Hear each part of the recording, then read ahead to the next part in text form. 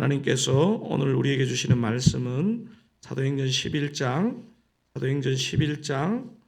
1절에서 18절까지 말씀입니다. 제 성경은 신약성경 205면입니다.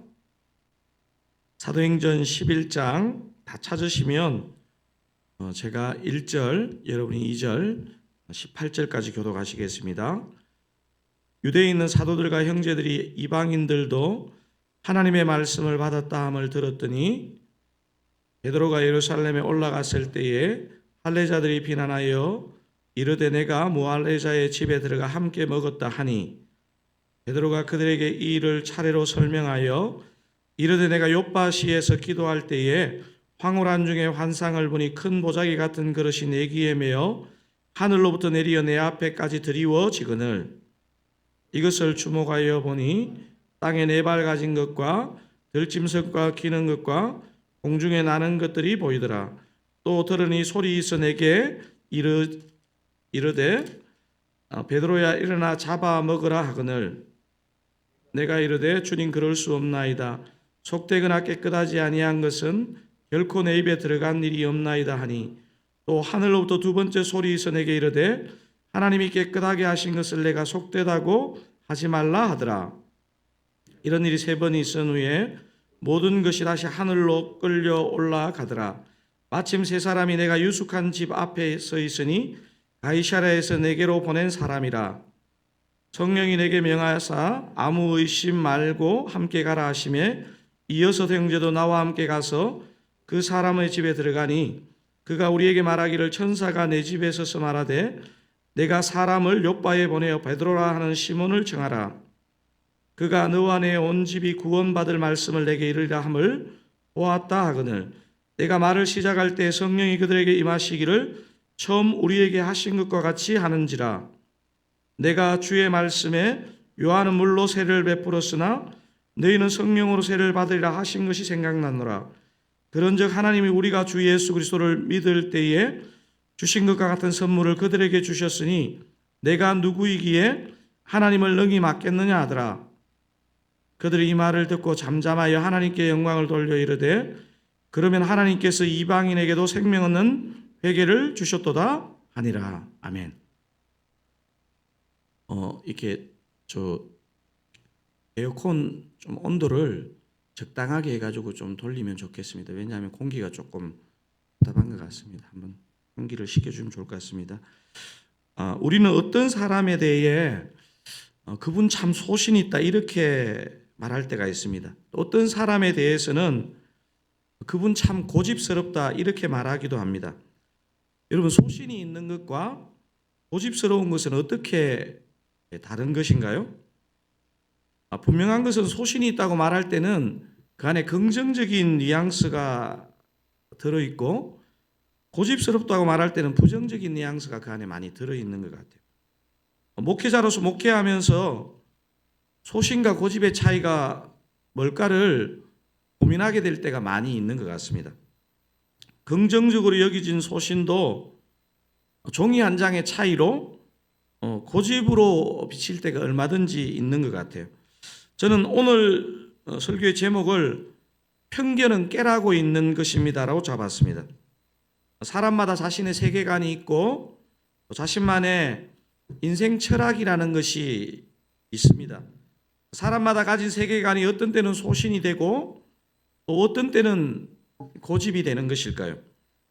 안정되고 일관된 세계관, 철학이 없으면 주변에 있는 사람들은 그 사람이 소신 없는 사람으로 여기게 됩니다. 반면에 종이 한 장 차이로 안정되고 일관된 세계관과 철학 속에서 주변 사람의 권유나 조언을 잘 듣지 않으면 고집스러운 사람으로 그렇게 여겨지기도 합니다.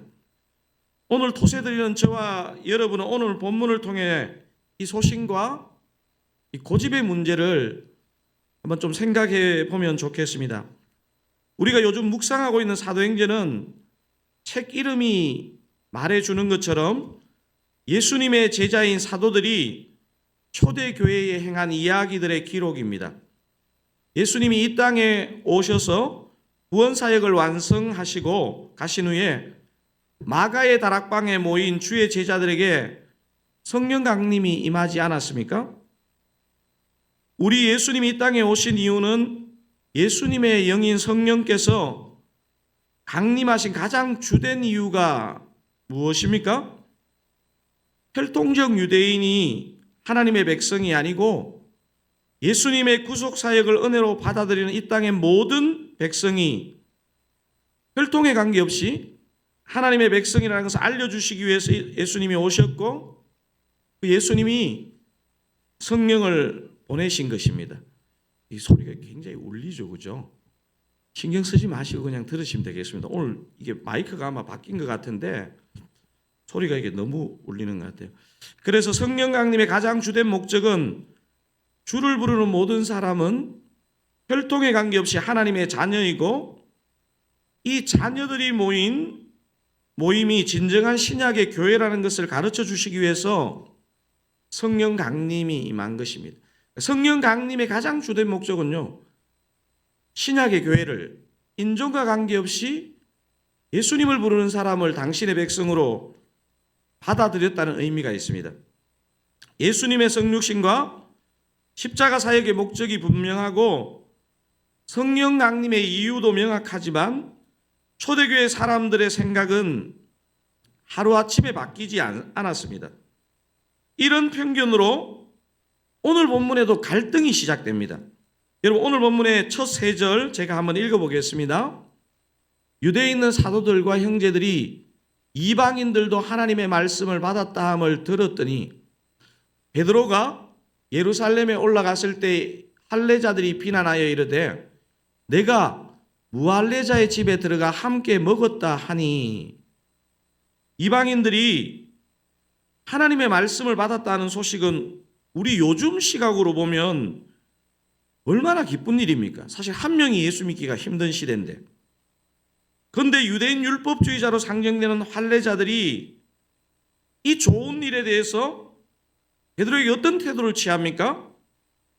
무할례자 집에 들어가 함께 식사한 베드로를 강하게 비난하는 내용이 오늘 본문의 시작입니다. 거룩한 유대인이 어떻게 부정한 이방인과 함께 식사를 나눌 수 있는가 하는, 요즘 우리가 빌립보서 표현으로 하면 율법주의적인 태도로 강한 불만과 비난이 나타나고 있습니다. 저는 오늘 본문이야말로 성령이 다스리는 사람이 어떤 모습을 취하고 어떤 말을 하게 되는지를 잘 보여주는 본문이라고 생각합니다. 성령의 사람은 어떤 사람인가? 첫 번째, 어떤 사람입니까? 적대적 태도를 가진 사람들을 향해 온유한 태도로 세심하게 설명하는 모습으로 오늘 본문은 이 성령의 사람을 기록하고 있습니다. 오늘 본문에 자신을 아주 몹쓸 사람 취급하는 율법주의 유대인을 향해서 베드로가 취하는 태도와 말을 한번 주목해 보십시오. 특별히 4절이 아주 인상적입니다. 여러분 4절을 같이 한번 읽어볼까요? 베드로가 그들에게 이 일을 차례로 설명하여, 공동번역 개정판으로 한번 읽어보면 조금 더 느낌이요, 살아있는 느낌입니다. 한번 읽어보겠습니다. 베드로는 그동안에 일어났던 일들을 처음부터 차근차근 설명해 주었다.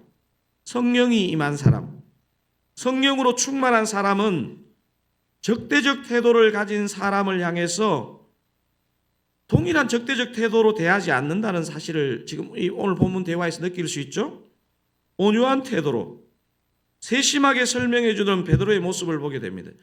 여러분, 사실 우리가 알기로 베드로의 원기질은 얼마나 터프합니까? 요즘 우리가 다락방에서 빌립보서를 하고 있다 보니 이런 질문이 들 수 있습니다. 근데 왜 바울은 율법주의자들을 향해서 개라고 욕하고 엄청 사나운 태도를 보인 것일까요? 이것을 가만히 한번 생각해 보면 율법주의자들을 면전에 놓고 바울이 아마 개라고 욕하고 사납게 대한 것이 아닌 것입니다. 율법주의자들이 교회와 성도들을 어지럽혀 놓은 그 결과에 대해서 바울이 분개하고 있는 것입니다. 제가 추측해 보건대 만약 바울이 그 율법주의자들과 면전에 만났으면요, 이런 식으로 대화를 하지는 않았을 것 같아요. 일단 예의와 온유함을 가지고 바울 자신에게 일어났던 변화를 차근차근 설명했을 것이라고 저는 충분히 사도행전의 그 바울의 변화된 삶을 보면 추측할 수 있습니다. 사도행전에서 바울이 여러 적대적인 현장에서 자신이 믿는 바를 정말 오늘 이 본문의 베드로처럼 차근차근하게 설명하는 그런 부분들을 여러 부분 볼 수 있습니다. 그렇습니다. 성령의 사람은 사람을 면전에 두고 온유하고 세심한 설명도 없이 막무가내로 비난하고 욕하는 사람은 분명히 아닐 것입니다. 자, 그러면 오늘 본문에서 베드로 자신에게 일어난 변화를 설명하는 부분에서 여러분이 좀 특이하게 발견한 부분은 없습니까?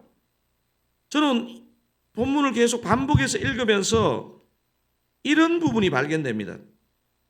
분명히 베드로가 자신의 체험을 얘기하고 있는데 자신에게 일어난 이 일의 주체를 계속 하나님, 성령님, 주님 이런 표현을 써서 얘기하고 있다는 사실입니다. 그래서 성령의 사람은 자신의 얘기를 하고 있을 때에도 주어가 뭐죠? 하나님인 사람입니다. 성령의 사람은요, 대화를 잘 집중해 보면요, 자신의 얘기를 하고 있는데 하나님이 계속 주어가 되고 있다는 사실입니다.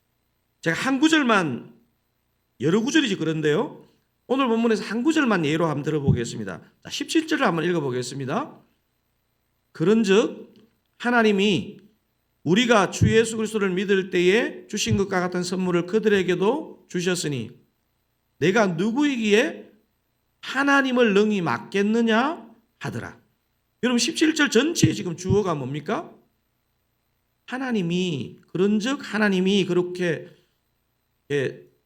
이방인에게 일어났던 일을 설명하고 나서 내가 누구이기에 하나님을 맡겠느냐, 이렇게 그의 문장의 주어도 하나님이고 그의 삶과 사고의 주어도 하나님입니다.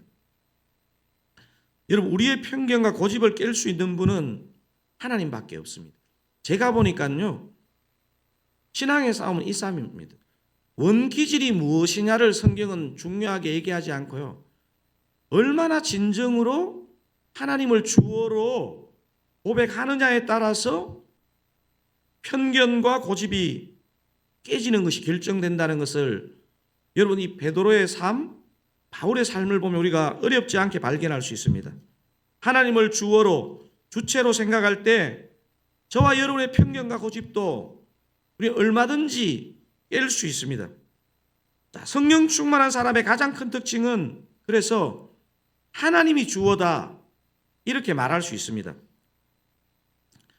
오늘 꼭 하나 짚을 사실은요, 성령의 사람은 자신만 변화하는 게 아니라 반드시 주변의 사람과 상황을 바꿔놓는다는 특징이 있습니다.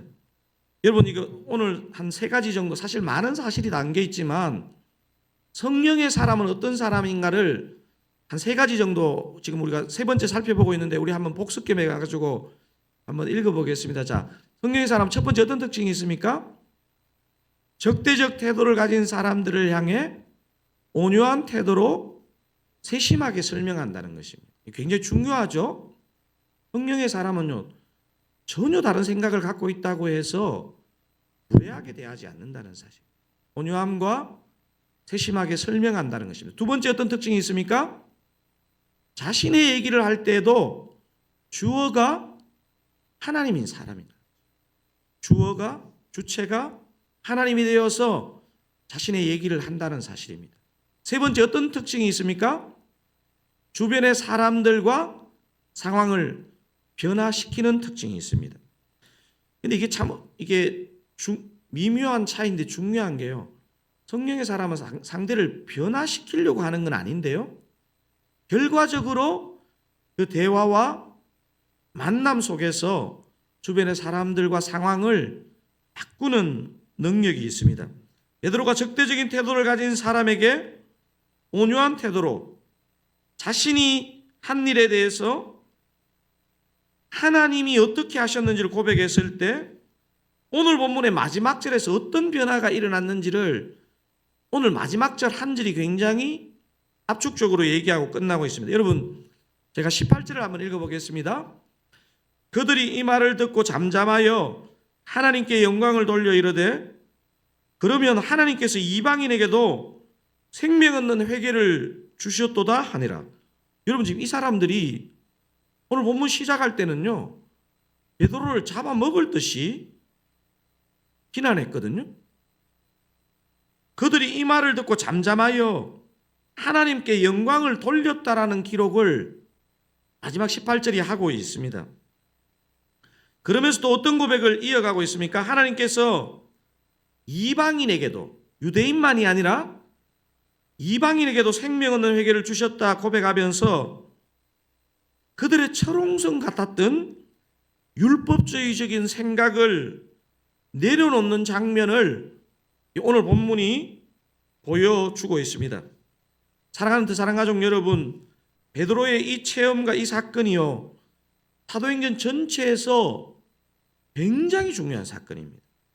왜냐하면요, 사도 바울이 1차 선교여행을 마치고 2차 선교여행을 떠나기 전의 기록이 사도행전 15장인데요.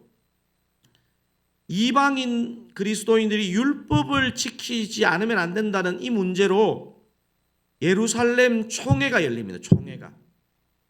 이 총회 처음 분위기는요, 필요 없다. 이방인 그리스도인들도 이제 유대인처럼 율법을 지켜야 구원받는다는 것이 총회법에 기록될 상황에 처해 있었습니다. 이때 오늘 이 10장을 이 율법주의 유대인들에게 전에 설명했던 이 베드로가 고넬료 집안의 회심 사건을 얘기하면서 이방인들이 율법을 지키지 않아도 우리처럼 얼마든지 성령을 받는다는 것을 얘기하면서 이 예루살렘 총회가 이방인들에게 율법의 짐을 지우지 않는 것으로 결정이 되고, 이 사건으로 인해서 이후에 바울과 초대교회 선교사들이 이방인들에게 마음껏 복음을 전하는데 획을 긋는 사건이 되었던 것입니다. 그렇습니다. 진정한 성령의 역사는요, 성령의 역사를 경험한 그 사람만 바꾸는 게 아니라는 것을 오늘 본문 사건 말고 성경 전체가 증언하고 있습니다. 그 주변 사람과 상황과 사건을 다 바꾸어 놓고야 맙니다.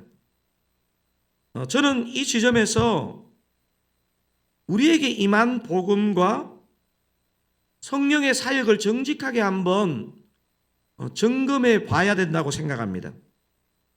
저와 여러분에게 임한 복음이 또 저와 여러분의 그 거듭남에 임한 분이 성령님이 확실하다면 하나님이 우리를 어떻게 바꾸어 놓으셨는지를 우리는 말할 수밖에 없는 것입니다.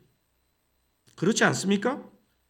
그리고 우리 주변에 믿지 않는 사람들을 존중하지만 그 복음을 그 상대의 때에 맞게 그 복음을 나눌 수밖에 없는 것입니다. 하지만 우리 주변 사람은 우리가 바꿀 수 있는 사람이 아닙니다. 사람을 바꾸는 것은요, 성령님의 사역입니다. 우리는 성령님이 일하심을 기대하면서 복음을 상대방의 눈높이에서 우리의 언어로 말하면 됩니다. 바로 이것을 돕는 아주 우리 드사랑교회가 계속 지금 마음을 쏟고 있는 게 뭡니까? 풍삼초입니다. 이번 풍삼초 2기가 한 70분 정도가 신청을 했는데요. 아마 한 35 정도의 입금이 따름이 매칭이 최종적으로 될 것 같은데 제가 믿음이 부족한지 모르겠지만 오늘 또 들을지도 모르겠습니다. 이번 풍삼초 2기가 1기와 다른 점을 제가 발견했고 저에게도 성령님께서 좀 몰아가시는 지점이 있습니다. 뭐냐면요, 이번에 따르미들 중에 우리 교회 안의 성도가 아니라 안 믿는 집의 아들, 딸이나 안 믿는 친구와 지인들이 따르미에 포함되어 있다는 사실입니다. 제가 생각을 해보면요, 우리가 주님보다 앞서지 않고 또 안 믿는 사람이지만 그 상대를 존중하고 배려하기만 하면 우리가 억지로 설득하지 않아도 또 우리가 경험이 부족하기 때문에 스킬이 좀 부족해도 역사는 일어난다는 사실입니다. 왜? 우리가 갖고 있는 것이 생명의 복음이니까요.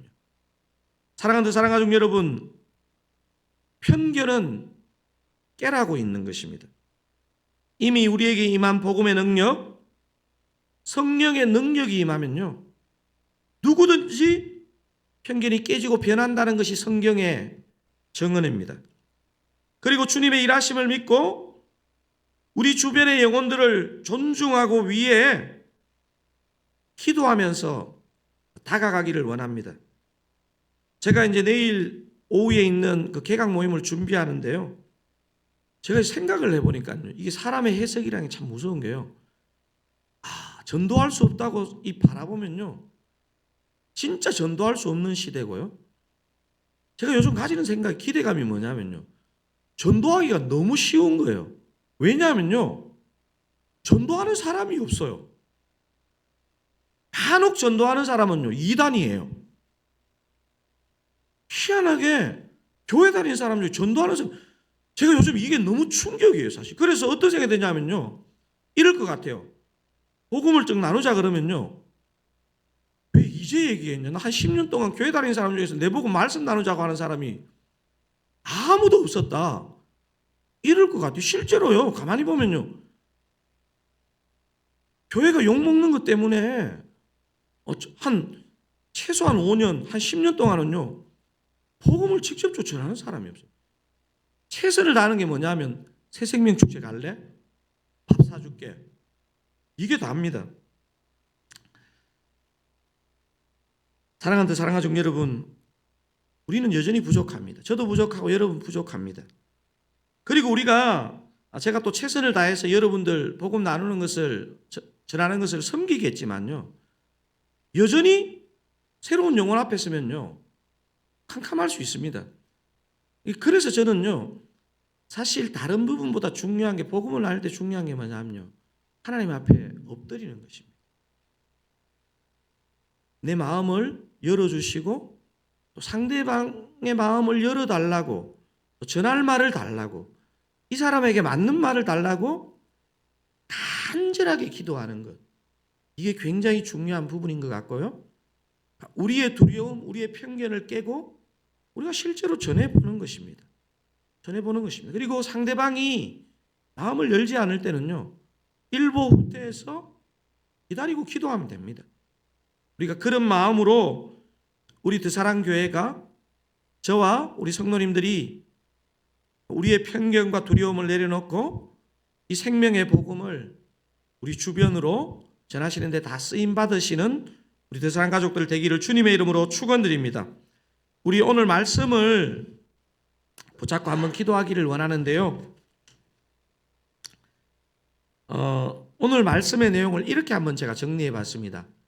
하나님이 나의 삶에 주도적으로 일하셨음을 믿으며 내 옆에 사람을 존중하며 삶으로, 입술로 복음을 전가하는 성령의 사람 되게 하옵소서. 이렇게 기도한다면 오늘 본문의 내용을 다 담아낼 수 있지 않을까 싶습니다.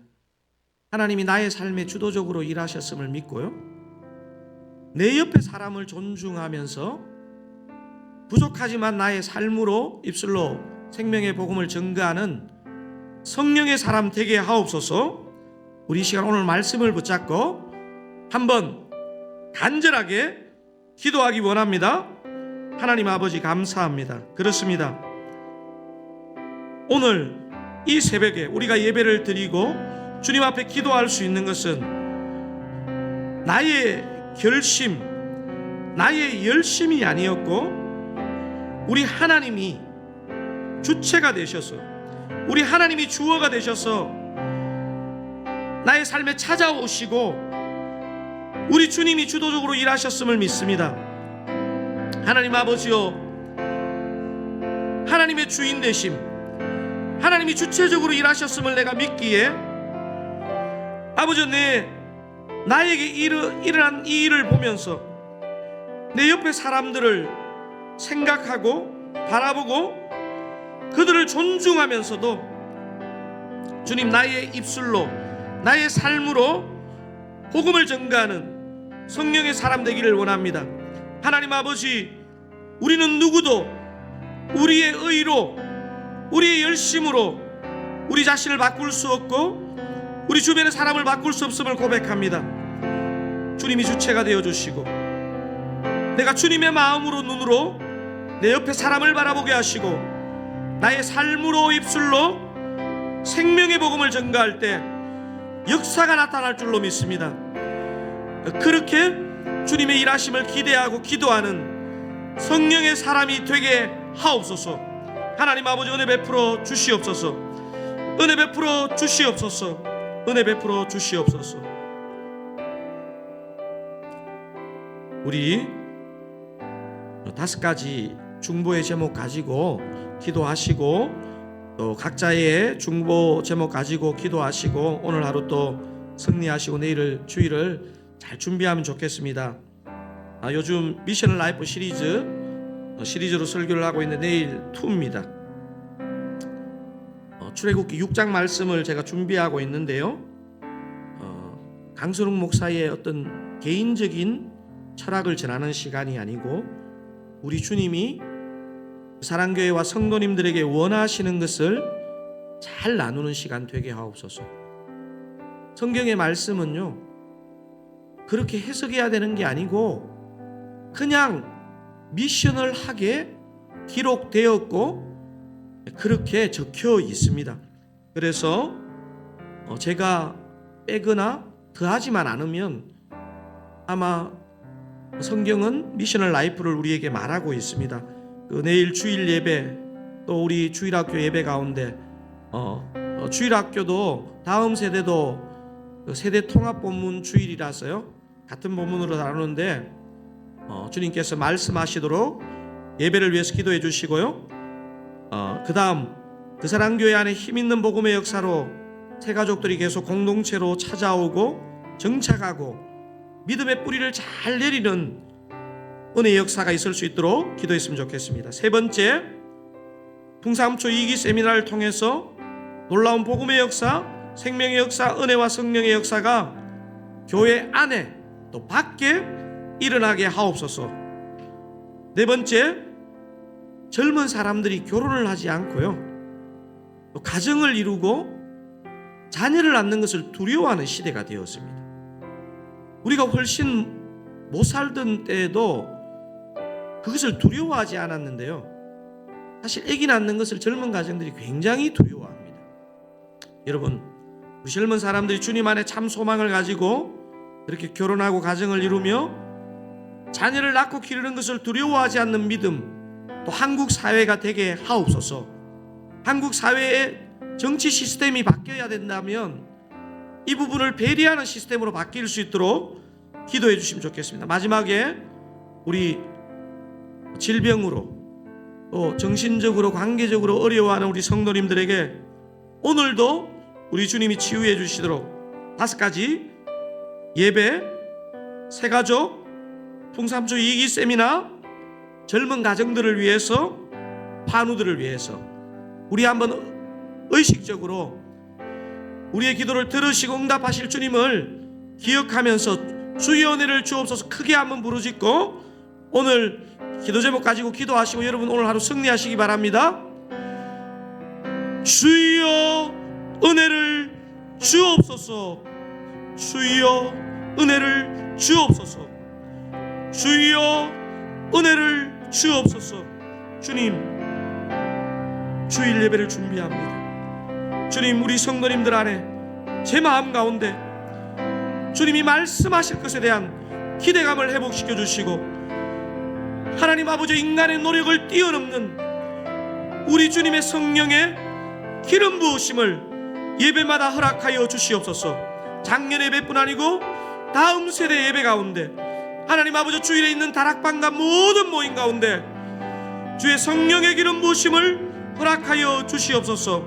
하나님 아버지 그 사랑교회 안에 있는 힘있는 복음의 역사로 새 가족들이 계속 들어오고 잘 정착하고 믿음의 뿌리를 내릴 수 있도록 아버지 우리 안에 복음의 역사가 있게 하여 주시옵소서.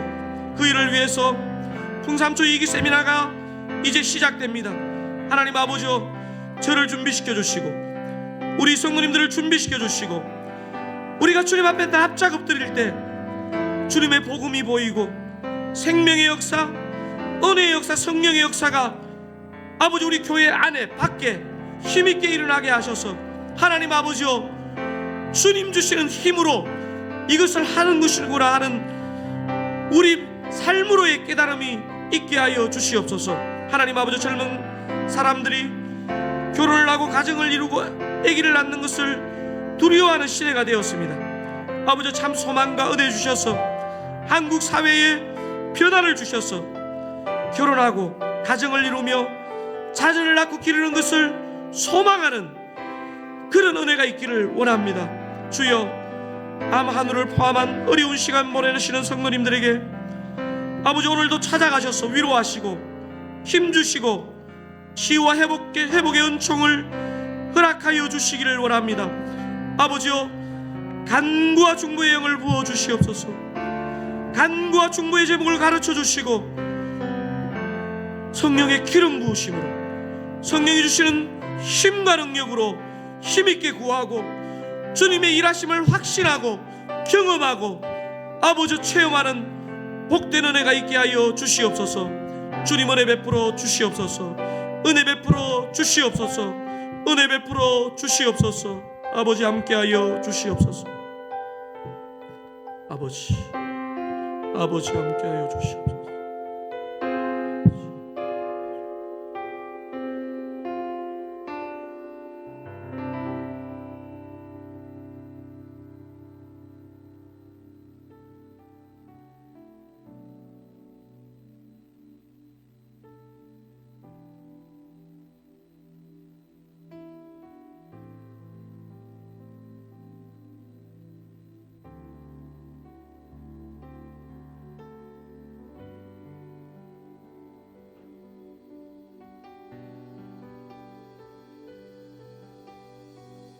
아버지